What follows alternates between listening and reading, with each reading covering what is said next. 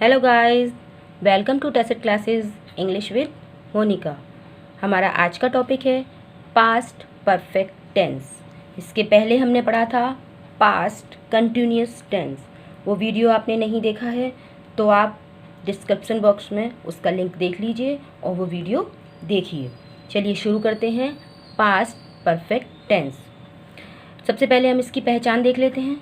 इस टेंस के वाक्यों में दो कार्य भूतकाल में समाप्त होते हैं, जिसमें से एक काम दूसरे काम से पहले समाप्त हो जाता है, किंतु दोनों कार्य भूतकाल में ही समाप्त होते हैं। क्या मतलब हुआ इसका? इसका मतलब ये हुआ कि आपको इसमें जो भी सेंटेंस मिलेंगे वो कैसे मिलेंगे? दो सेंटेंस मिलेंगे, और जब दो सेंटेंस होंगे तो उसमें दो वर्ब भी होंगी, है ना। तो दो सेंटेंस हैं और एक काम पहले होगा और दूसरा उसके बाद होगा, लेकिन ख़ास बात क्या होगी कि दोनों ही काम आपके भूतकाल से मतलब पास्ट में, है ना, बीते हुए समय में समाप्त हो चुके होंगे। ये आपको ध्यान रखना होगा। इस तरह के सेंटेंस आपको देखने को मिलेंगे पहले और बाद में। इस तरीके के सेंटेंस लिखा होगा, ये काम होने से पहले ये काम हो गया, ये काम होने के बाद ये काम हुआ, है ना, इस तरीके के। आइए और देखते हैं आगे क्या पहचान है इसकी। इन वाक्यों की क्रिया के अंत में चुका था, चुके थे, या था, ये थे आदि शब्द आते हैं। देखिए, एक तो इस टाइप के सेंटेंस होंगे जिसमें आपको दो सेंटेंस मिलेंगे, और एक सिंपल भी होंगे जो सिर्फ एक ही वर्ब होगी जिनमें। ठीक है, तो आइए उनमें देखते हैं क्या मिलेगा आपको। हेल्पिंग वर्ब, उसमें आपको हैड लगानी है और वर्ब की थर्ड फॉर्म यूज़ करनी है। देखिए मैंने लिखा है यहाँ हेल्पिंग वर्ब हैड और वर्ब की थर्ड फॉर्म। ये होता है सिंपल सेंटेंस जिनमें केवल एक ही वर्ब है। ठीक है ना। आइए अब देखते हैं एफर्मेटिव सेंटेंस में हम क्या रूल यूज़ करेंगे जिससे हम अच्छे से ट्रांसलेट कर पाएँ और सेंटेंस को बना पाएँ। रूल नंबर 1, सिंपल सेंटेंस जिनमें केवल एक ही वर्ब हो तो उसमें सिंगुलर और प्लूरल दोनों ही सब्जेक्ट के साथ हेड लगाकर वर्ब की थर्ड फॉर्म लगाते हैं। ठीक है, ये मैंने अभी आपको समझाया था। अगला देखते हैं क्या है। जिन वाक्यों में दो काम भूतकाल में पाए जाएं तो उनमें से जो काम पहले समाप्त हो चुका हो उसको पास्ट परफेक्ट टेंस में लिखते हैं, और जो काम बाद में हुआ हो उसको सिंपल पास्ट में लिखते हैं। देखिए बच्चों, इस टेंस के सेंटेंस को ट्रांसलेट करने के लिए या इंग्लिश में अच्छे से उसको बोलने के लिए आपको टेंस आना बहुत ज़रूरी है। इसमें सिंपल पास्ट की भी बात हुई है और सिंपल पास्ट टेंस मैंने आपको सिखाया हुआ है। यदि आपने वो वीडियो अभी तक नहीं देखा है तो आप जाइए, डिस्क्रिप्शन बॉक्स में आपको उसका लिंक मिलेगा, आप वो वीडियो ज़रूर देखिए, तभी आपको ये टेंस अच्छे से समझ में आएगा। तो इसमें क्या बात कही उन्होंने कि पहले काम जो हुआ है उसको हम बनाएंगे पास्ट परफेक्ट टेंस में और बाद वाले काम को लिखेंगे सिंपल पास्ट में। ठीक है, ये चीज़ आपको ध्यान रखनी है।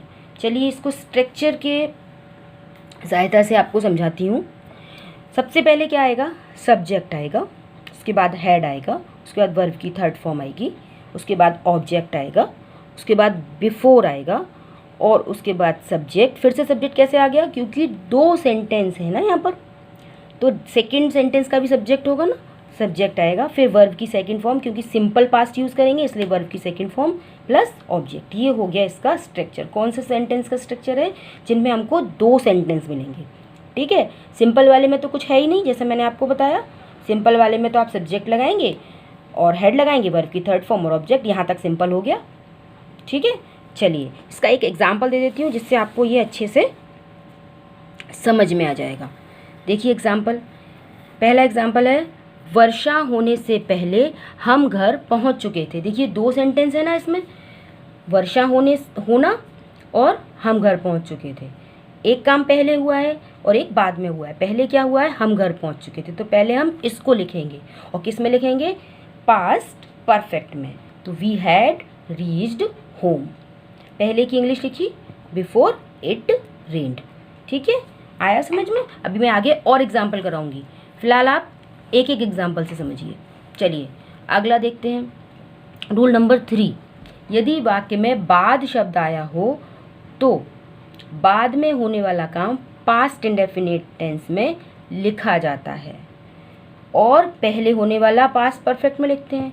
बिल्कुल वही सीक्वेंस है पास्ट परफेक्ट और पास्ट इंडेफिनिट वाला है। लेकिन खास बात क्या है, जिस सेंटेंस में बाद आया है, आफ्टर आया है, वहाँ पर हम ये जो पास्ट इंडेफिनिट वाला पार्ट है उसको पहले सीक्वेंस में पहले लिखेंगे। किताब अगर लिखेंगे कॉपी में तो पहले लिखेंगे पास्ट इंडेफिनिट वाला पार्ट, ठीक है, और पास्ट परफेक्ट वाला बाद में लिखेंगे। ठीक, स्ट्रक्चर से समझ लीजिए इस बात को।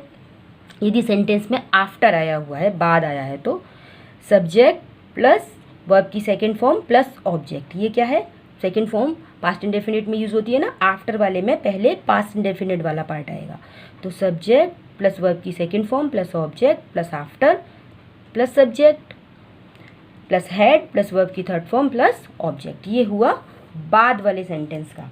पहले और बाद दो तरीके के सेंटेंस होते हैं ना इसमें। चलिए इसका एक एग्जाम्पल देख लेते हैं। अपना पाठ याद करने के बाद राम स्कूल चला गया था।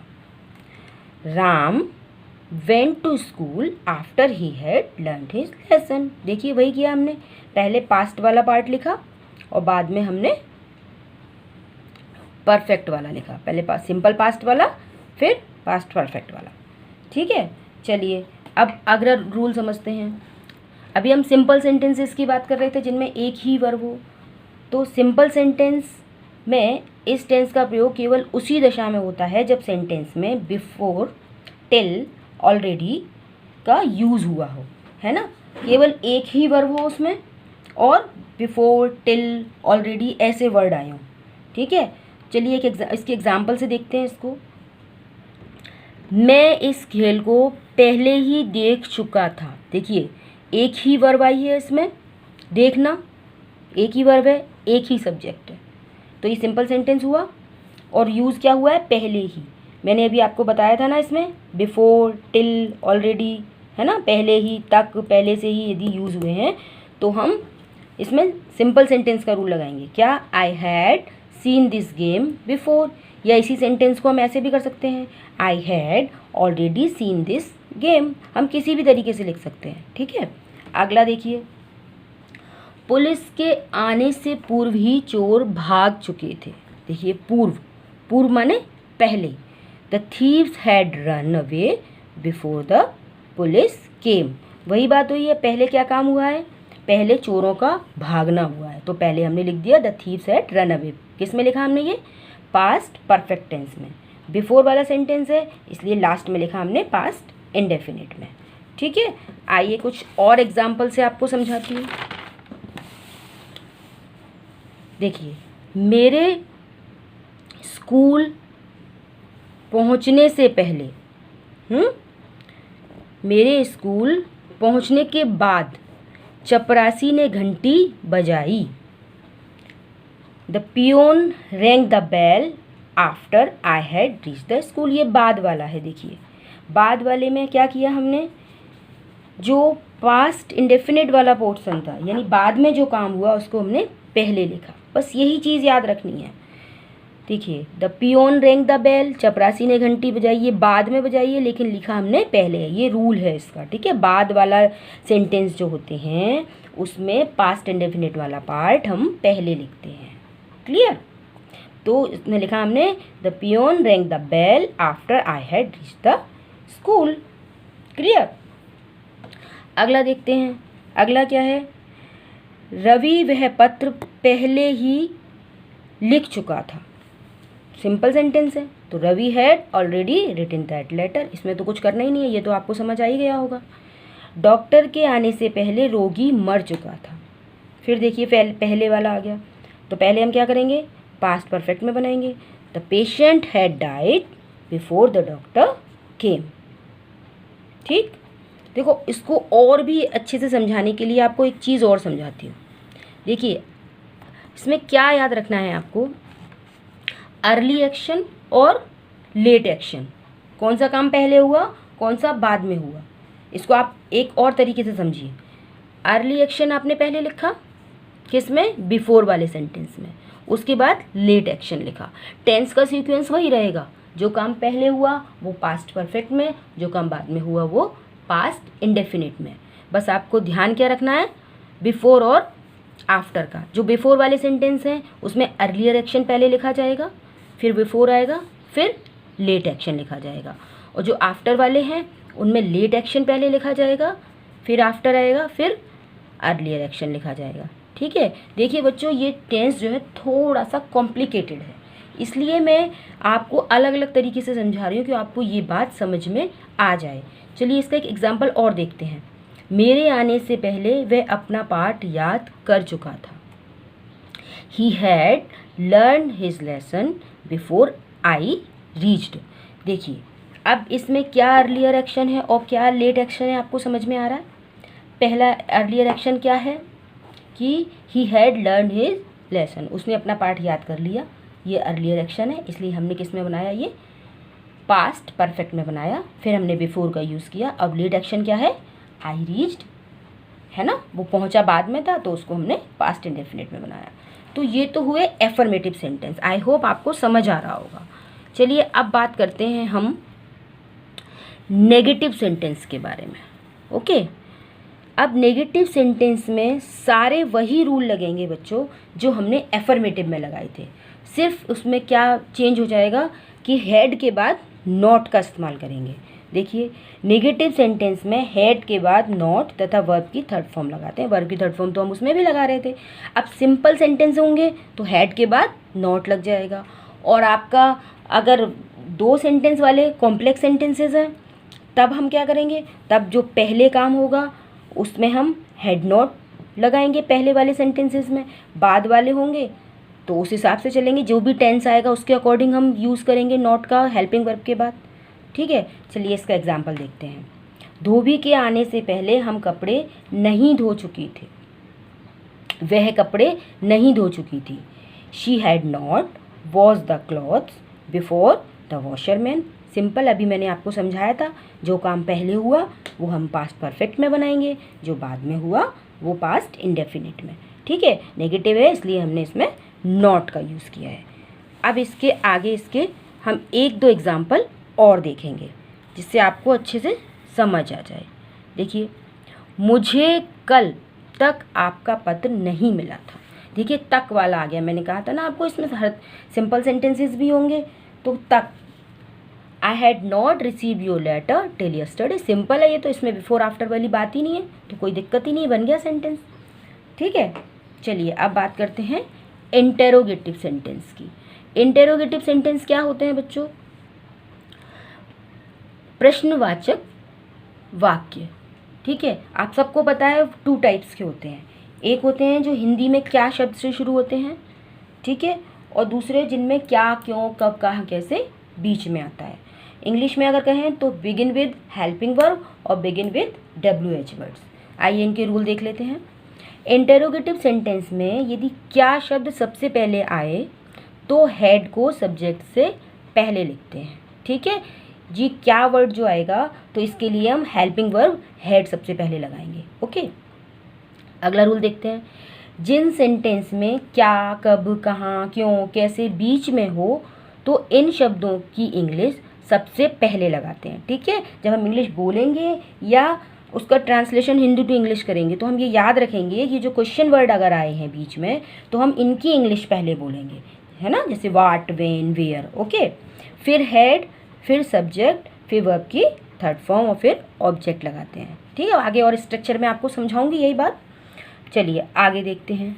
अगला रूल क्या कह रहा है, अगला रूल कह रहा है कि how much, how many, which, whose के साथ उनसे रिलेटेड नाउन लिखी जाती है। ये तो आपको पता ही है कि अगर हमारे question word how much, how many, which या हुज हैं तो उनसे रिलेटेड नाउन उनके साथ ही लिखी जाएगी। यहाँ हमने क्या बताया था आपको कि आपके ये जो क्वेश्चन वर्ड है क्या, क्यों, कब, कहाँ, कैसे आएंगे तो सबसे पहले उनकी इंग्लिश लिखेंगे हम, उसके बाद हेड आएगा। लेकिन यहाँ पर क्या करना है, यहाँ पर आपको how much, how many, which, whose के साथ उनसे रिलेटेड नाउन उसके साथ ही लिखना होगा, उसके बाद हम हेड लगाएंगे। ठीक है, चलिए मैंने पहले जब वीडियोस बनाए थे उनमें भी टेंस में मैंने आपको यही बताया है, तो आप पहले वीडियोस ज़रूर देख लें जिससे आपको ये अच्छे से समझ में आ जाए। चलिए आगे बात करते हैं।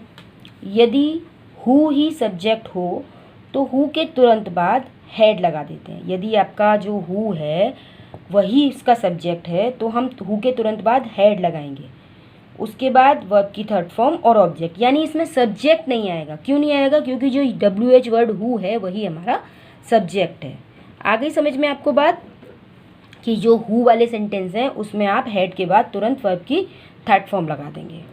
ठीक है, चलिए अगला रूल देख लेते हैं। यदि इंटेरोगेटिव सेंटेंस नेगेटिव भी हो तो सब्जेक्ट के बाद नॉट लगा देते हैं। यदि आपका सेंटेंस इंटेरोगेटिव नेगेटिव है ना, यानी प्रश्नवाचक भी है और नकारात्मक भी है, तब आप क्या करेंगे? बस क्या करना है, उसमें सब्जेक्ट के बाद आपको नॉट लगाना है। आइए इंटेरोगेटिव सेंटेंस का स्ट्रक्चर समझा देती हूँ आपको। सबसे पहले देखिए, क्या वाले सेंटेंस है जो क्या से शुरू हो रहे हैं, उसमें क्या करेंगे आप? सबसे पहले हैड लगाएंगे, फिर सब्जेक्ट, वर्ब की third form, before subject second. क्यों? दो सेंटेंस है तो दो सब्जेक्ट होंगे ना, तो सब्जेक्ट सेकंड, वर्ब की सेकंड फॉर्म और ऑब्जेक्ट। ये कौन से सेंटेंस का स्ट्रक्चर हुआ? ये हुआ आपके कॉम्प्लेक्स वाले, जिनमें आपको दो सेंटेंस मिलेंगे। ठीक है, और अगर सिंपल है तो सिर्फ यहाँ तक ही काफ़ी है आपका, वर्ब की थर्ड फॉर्म तक।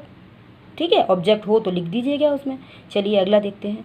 WH वर्ड्स आएगा पहले सेकेंड टाइप वाले में, फिर हैड आएगा, फिर सब्जेक्ट, वर्ब की थर्ड फॉर्म, फिर से सब्जेक्ट दूसरे वाले सेंटेंस का, वर्ब की सेकंड फॉर्म और ऑब्जेक्ट।